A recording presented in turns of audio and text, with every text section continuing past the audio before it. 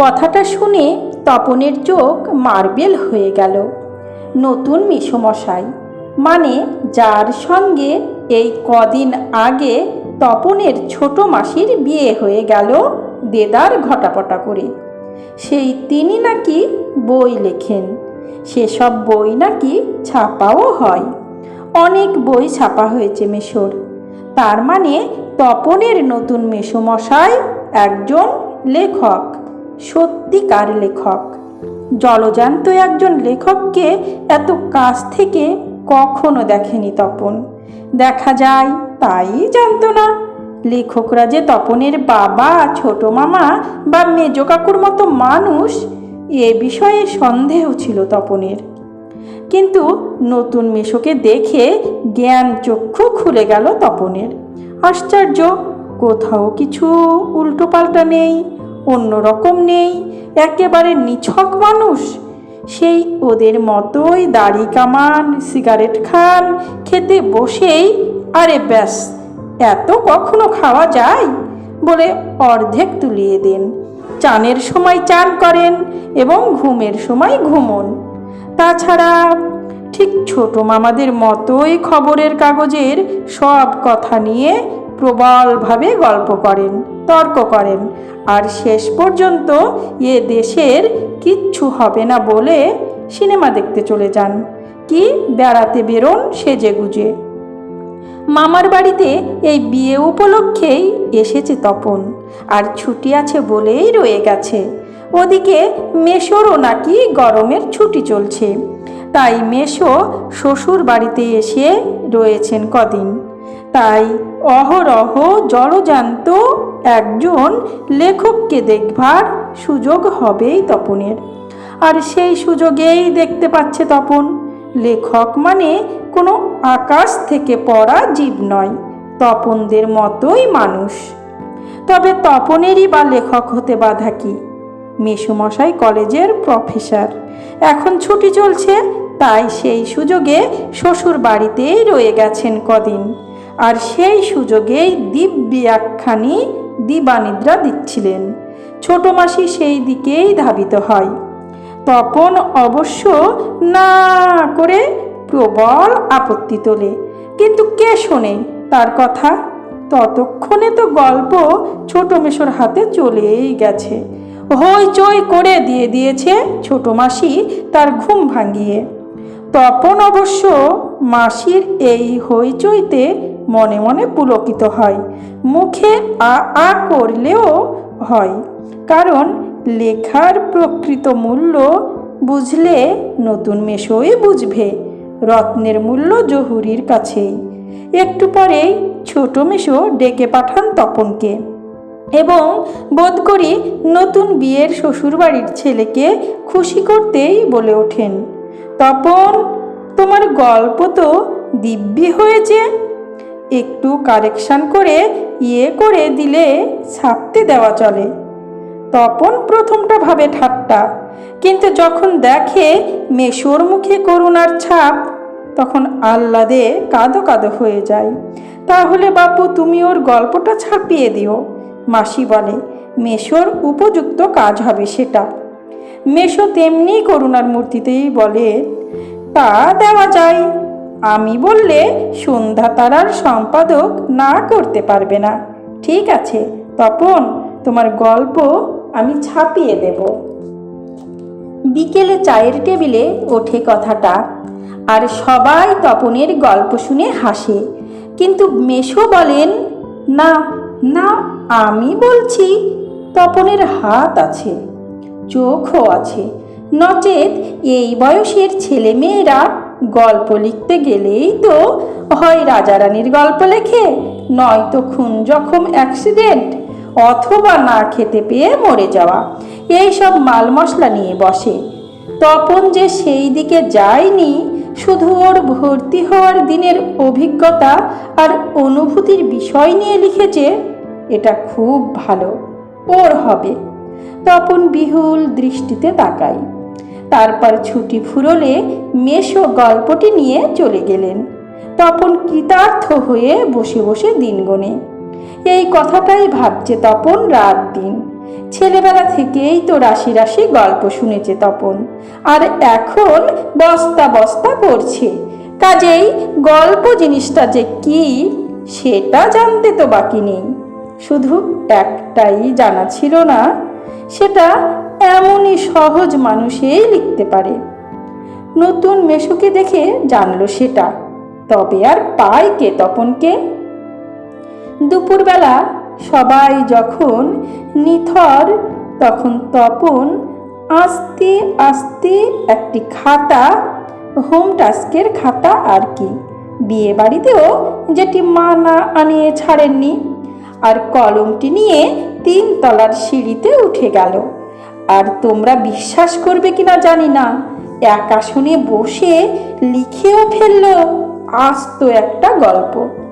লেখার পর যখন পড়ল, গায়ে কাঁটা দিয়ে উঠল তপনের, মাথার চুল খাড়া হয়ে উঠল। এ কি ব্যাপার? এ যে সত্যি হুবহু গল্পের মতোই লাগছে। তার মানে সত্যি একটা গল্প লিখে ফেলেছে তপন। তার মানে তপনকে এখন লেখক বলা চলে। হঠাৎ ভয়ানক একটা উত্তেজনা অনুভব করে তপন, আর দুধ দাঁড়িয়ে নিচে নেমে এসে ছোট মাসিকেই বলে বসে, ছোট মাসি, একটা গল্প লিখেছি। ছোট মাসি ওর চিরকালের বন্ধু, বয়সে বছর 8 বড় হলেও সমবয়সী। কাজেই মামার বাড়ি এলে সব কিছুই ছোট মাসির কাছে। তাই এই ভয়ানক আনন্দের খবরটা ছোট মাসিকে সর্বাগ্রে দিয়ে বসে। তবে বিয়ে হয়ে ছোট মাসি যেন একটু মুরব্বি হয়ে গেছে। তাই গল্পটা সবটা না পড়েই একটু চোখ বুলিয়ে বেশ পিঠ চাপড়ানো সুরে বলে, ও মা, এ তো বেশ লিখেছিস রে। কোনোখান থেকে টুকলিফাই করিসনি তো? আহ ছোট মাসি, ভালো হবে না বলছি। আরে বাবা, খেপছিস কেন? জিজ্ঞেস করছি, বই তো নয়। বস, তোর মেসোমশাইকে দেখাই। কিন্তু গেলেন তো গেলেনই যে। কোথায় গল্পের সেই আটো ছাপার অক্ষরে গাঁথা চেহারাটি, যার জন্যে হাঁ করে আছে তপন? মামার বাড়ি থেকে বাড়িতে চলে এসেছে ও। এদিকে বাড়িতে তপনের নাম হয়ে গেছে কবি, সাহিত্যিক, কথাশিল্পী, আর উঠতে বসতে ঠাট্টা করছে, তোর হবে, হ্যাঁ বাবা তোর হবে। তবু এই সব ঠাট্টা তামাশার মধ্যেই তপন আরও 2-3টে গল্প লিখে ফেলেছে। ছুটি ফুরিয়ে এসেছে, হোম টাস্ক হয়ে ওঠেনি, তবু লিখছে, লুকিয়ে লিখছে, যেন নেশাই পেয়েছে। তারপর ছুটি ফুরোলো, রীতিমতো পড়া শুরু হয়েছে। প্রথম গল্পটি সম্পর্কে একেবারে আশা ছাড়া হয়ে গেছে, বিষণ্ণ মন নিয়ে বসে আছে। এমন সময় ঘটল সেই ঘটনা। ছোট মাসি আর মেসো একদিন বেড়াতে এলো, হাতে এক সংখ্যা সন্ধ্যা তারা। কেন হেতু সন্ধ্যা তারা নিয়ে কেন? বুকের রক্ত ছলকে ওঠে তপনের। তবে কি সত্যি তাই? সত্যি তপনের জীবনের সবচেয়ে সুখের দিনটি এলো আজ? কিন্তু তাই কি সম্ভব? সত্যিকার ছাপার অক্ষরে তপন কুমার রায়ের লেখা গল্প হাজার হাজার ছেলের হাতে হাতে ঘুরবে? পৃথিবীতে এমন অলৌকিক ঘটনাও ঘটে? তা ঘটেছে, সত্যিই ঘটেছে। সূচিপত্রেও নাম রয়েছে। প্রথম দিন গল্প, শ্রী তপন কুমার রায়। সারা বাড়িতে শোরগোল পড়ে যায়। তপনের লেখা গল্প পত্রিকায় ছাপা হয়েছে, ওর লেখক মেসো ছাপিয়ে দিয়েছে। পত্রিকাটি সকলের হাতে হাতে ঘোরে, সকলেই একবার করে চোখ বোলায় আর বলে, বারে চমৎকার লিখেছ তো। মেসো অবশ্য মৃদু মৃদু হাসেন, বলেন, একটু আধটু কারেকশন করতে হয়েছে অবশ্য, নেহাত কাঁচা তো। মাসি বলে, তা হোক, নতুন নতুন অমন হয়। ক্রমশ কথাটা ছড়িয়ে পড়ে ওই কারেকশানের কথা। বাবা বলেন, তাই? তা নইলে ফট করে একটা লিখলো আর ছাপা হলো। মেজ কাকু বলেন, তা ওরকম একটি লেখক মেশো থাকা মন্দ নয়, আমাদের থাকলে আমরাও চেষ্টা করে দেখতাম। ছোট মাসি আত্মপ্রসাদের প্রসন্নতা নিয়ে বসে বসে ডিম ভাজা আর চা খায়। মেশো শুধু কফি। আজ আর অন্য কথা নেই, শুধু তপনের গল্পের কথা আর তপনের নতুন মেশোর মহত্বের কথা। উনি কি নিজে গিয়ে না দিলে কি আর সন্ধ্যা তারার সম্পাদক তপনের গল্প করে আঙ্গুল দিয়ে ছুতো? তপন যেন কোথায় হারিয়ে যায় এই সব কথার মধ্যে। গল্প ছাপা হলে যে ভয়ঙ্কর আহ্লাদটা হবার কথা, সে আহ্লাদ খুঁজে পায় না। অনেকক্ষণ পরে মা বলেন, কই তুই নিজের মুখে একবার পড় তো তপন শুনি। বাবা, তোর পেটে পেটে এতক্ষণে বইটা নিজের হাতে পায় তপন। মা বলেন, কই পড়, লজ্জা কি, পড়, সবাই শুনি। তপন লজ্জা ভেঙে পড়তে যায়। কেশে গলা পরিষ্কার করে, কিন্তু এ কি, এসব কি পড়ছে তপন? এ কার লেখা? এর প্রত্যেকটি লাইন তো নতুন আনকোরা, তপনের অপরিচিত। এর মধ্যে তপন কোথা?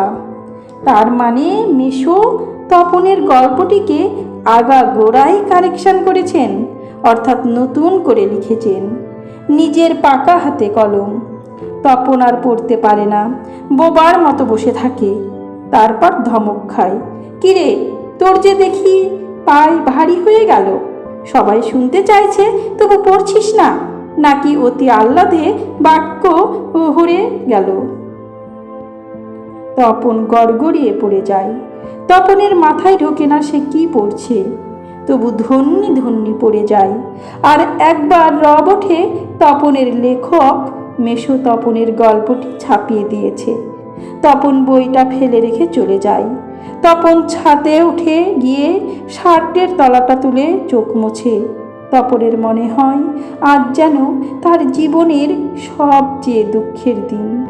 কেন তা জানে না তপন, শুধু এই দুঃখের মুহূর্তে গভীরভাবে সংকল্প করে তপন, যদি কখনো লেখা ছাপতে দেয় তো তপন নিজে গিয়ে দেবে নিজের কাঁচা লেখা। ছাপা হয় হোক, না হয় না হোক, তপনকে যেন আর কখনো শুনতে না হয় অমুক তপনের লেখা ছাপিয়ে দিয়েছে।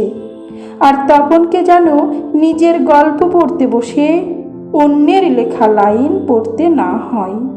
তার চেয়ে দুঃখের কিছু নেই, তার থেকে অপমানের।